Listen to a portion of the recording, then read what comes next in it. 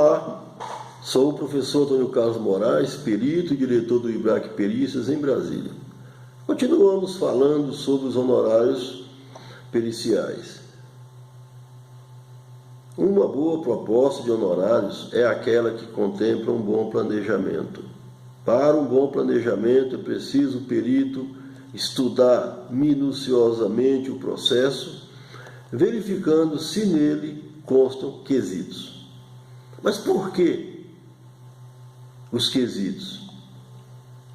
Pelo princípio do contraditório, da ampla defesa em direito processual, é um princípio jurídico essencial e moderno no processo judicial, onde oferece a garantia de que ninguém pode sofrer efeitos de uma sentença sem a possibilidade do direito de defesa, isto é, ouvir a outra parte.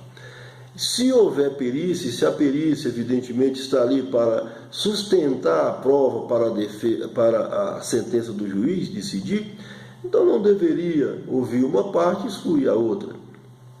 Daí é que a lei garante às partes, o juiz e o Ministério Público, se for atuar como custo-legis, oferecer quesitos aos peritos.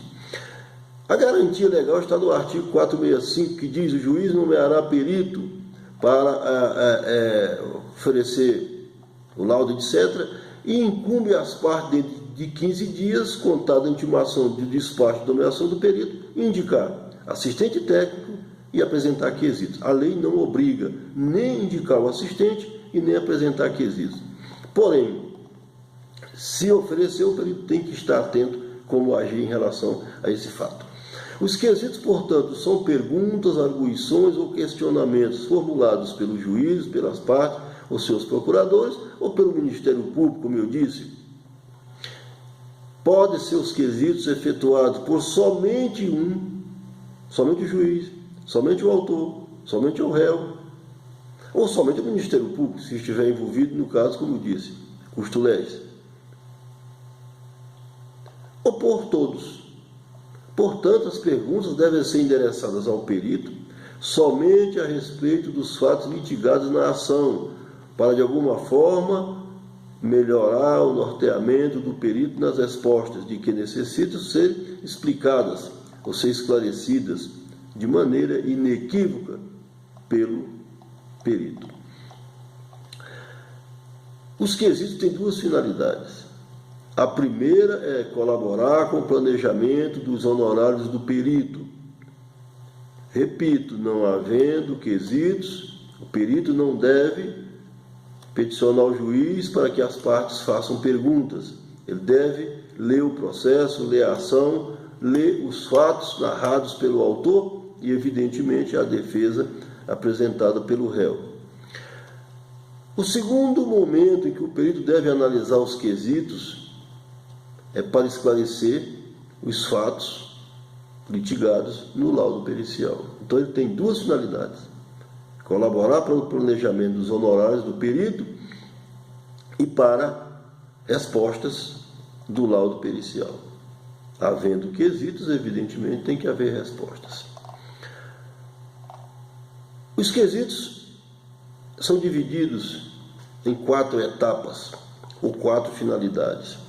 Primeiro são os quesitos principais, aqueles ofertados pelas partes ou pelo juiz,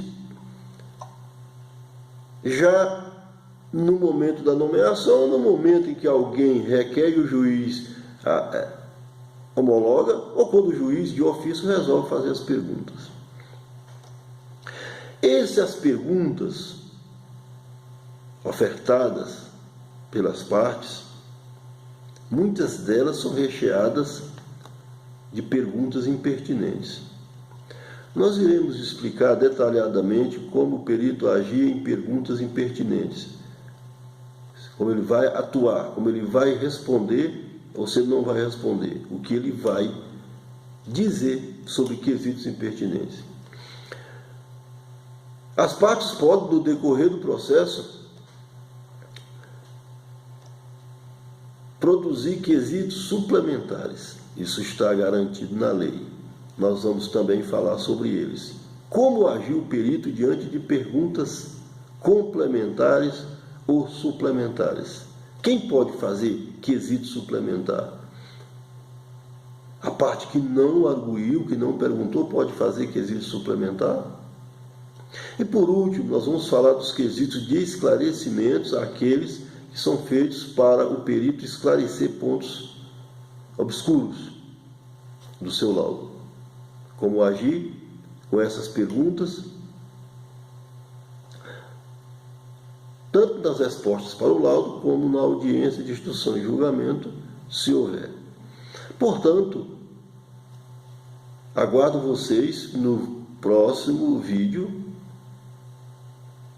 aonde falaremos sobre essas 4 finalidades dos quesitos.